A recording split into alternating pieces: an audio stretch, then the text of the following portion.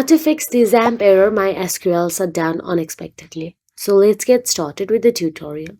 First of all, look for any error message or warning preceding the unexpected shutdown. These messages can provide insights into what might have caused the Xampp by MySQL error issue, such as failed queries, configuration errors, or resource limitation. MySQL, like any other service, relies on specific ports to communicate. A common cause of MySQL won't start Xampp is a port conflict with another application. In Xampp, MySQL typically listens on port 3306 by default.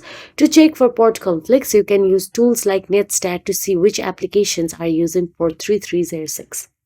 If conflict exists, you can change the MySQL ports in the configuration file.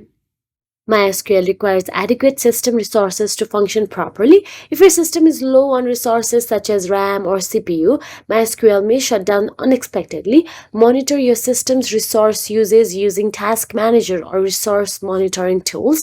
Close any unnecessary applications or processes consuming resources and try restarting MySQL in Xampp.